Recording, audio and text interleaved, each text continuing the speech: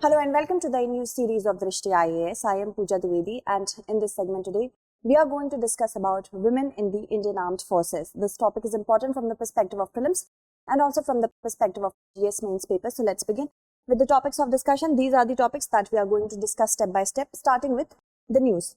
So recently, we all have heard this burning topic about women in the armed forces. We will start with the fresh ones, starting with Supreme Court allows women to appear in NDA examinations. Women are actually fighting an uphill battle in their place about their place in the Indian Armed Forces. And Supreme Court's verdict on granting women the permission to apply for the NDA exams, take the NDA exam, is a step forward in the right direction, I must say, because before this, women used to appear in the Indian Military Academy exams and Officers Training Academy examination. And because of the appearance in these two fields, they were not getting proper chance to appear in NDA examination. But after that, what will happen now, if they appear in NDA exams, they can study in the NDA, then they will study in the IMA as well. And after that, they can choose their respective fields in the armed forces, such as Navy or Air Force or Army. So, if we talk about the independence speech of the Prime Minister granting permission and opening the Sainik schools for girls so that they can be trained for their future roles in the army and the armed forces is a step in the right direction, as we see that this is evolving step by step. Let's move forward and talk about this news piece, which suggests that there are still systemic issues that need to be addressed because 72 women have accused the Ministry of Defense for prejudice.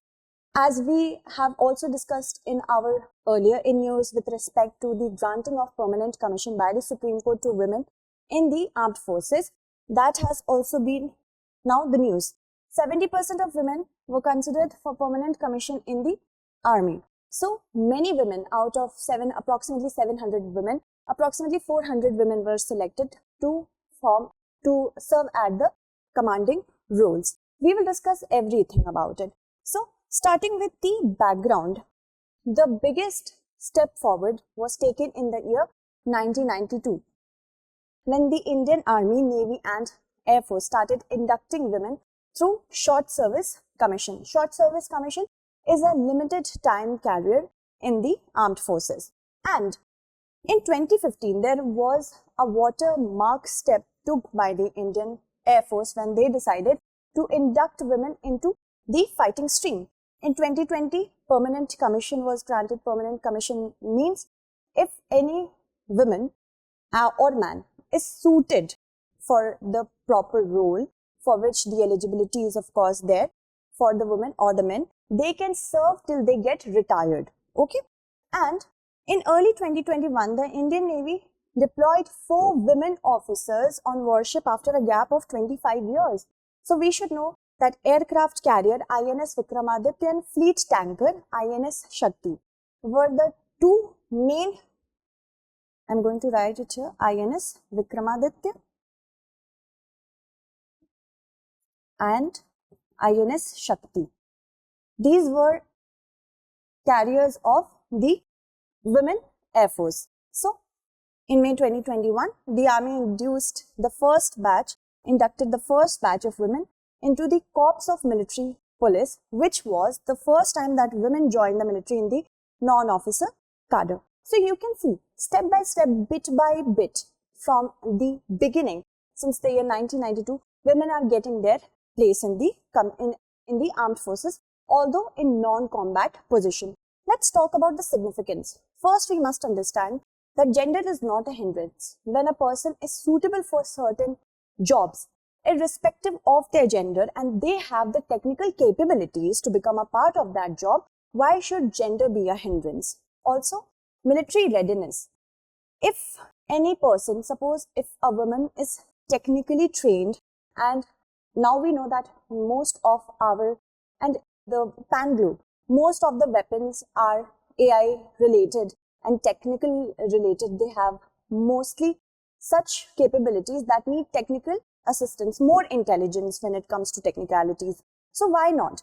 Then effectiveness, when an army is composed of the two genders, they will of course be more effective. And tradition, if we must say, that tradition in the sense that if we give them the position, if we give women the position in the armed forces, the cultural norms will also evolve along with. Because if women will be able to prove their point that gender is not a hindrance in the army, of course, more and more parents, more and more people from the society will have a belief in them. Also, constitutional provisions we have in the form of Article 14, equality before law and equal protection of law. Article 15, that means not to have any discrimination on the basis of gender as well, providing equal opportunities according to Article 16 to both men and women. And Article 19, freedom of expression. If I want to join the army, I have the freedom of expression that I want to serve my country. So these are the certain things. Then global scenario, according to National Geographic, at least 16 industrialized nations, they permit women to serve on the front line in combat roles. Also, if we talk about USA, these are certain data for you, write it down. In 2016, the Pentagon lifted the ban on allowing women in the frontline combat roles. Before this, they were allowed in the non-combat roles. Also, in 2019, around 2,906 women personnel held positions in ground combat. In UK, in 2018, the military lifted its ban on women serving in close combat ground roles and allowed them to serve in elite special forces. In China, 5% or less women officers are there, and Pakistan, 3,400 women serving in the armed force, according to Indian Institute of Strategic Studies. And according to Indian Institute of Strategic Studies, in Russia, women comprise 10% of the Russian armed forces, and in Israel, Israel is inducting both men and women into military services since it was created in 1948. So if we talk about the Indian scenario, we have to understand that there has been a six-fold increase in the last 3 years if we talk about the induction of women in the armed forces. Also, we need to understand that there is approximately 3.8% of women in the Indian Army, 13% in the Air Force, and 6% in the Navy. So gradually, bit by bit, we are increasing the induction of women in the Indian Armed Forces. Moving on, if we talk about the challenges, the biggest challenge is it's a long way to go because women, as they are described by the society, is a mold that has been set by the society and not the nature. As a feminist had quoted that women are not born, they are made.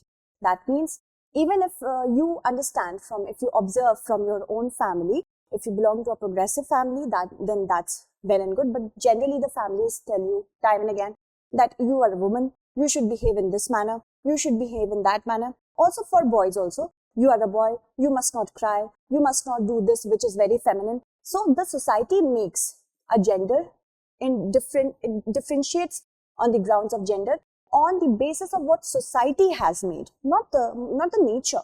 So it's a long way to put into practice. There is a patriarchal notion to it.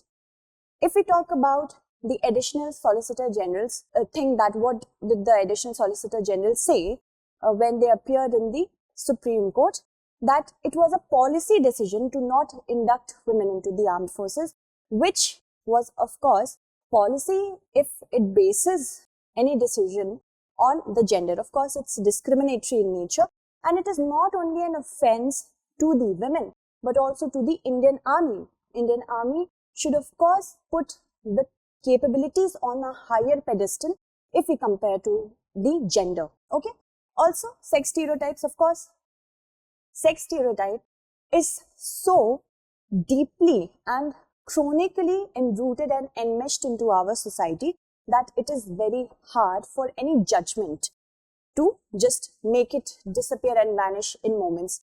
It will need way forward. What will be the way forward? That social reformation should take place. Now, the Prime Minister is saying that Sainik schools will be open to girls as well, and that comes under the Ministry of Defense that prepares the children to participate in the Indian Armed Forces to serve the country from the army. That means social reformation has to take place from the very beginning, from the school years, not only for the children but also for the parents. Also, Global scenario, we must look at the global scenario where women and men, they fought alongside each other, shoulder to shoulder. Also, stand of the judiciary in the Secretary, Ministry of Defense versus Babita Punia and others. It was a judgment which said that it is very important for women to participate and women to be treated equally in the armed forces. Okay, let's move towards our means-based question. Okay. Discuss the significance of inducting women in the armed forces. Also discuss about the global status of women in the armed forces in 250 words. So, that's it for today. Tomorrow we shall meet again with another segment. Until then, stay updated and thank you so much for watching.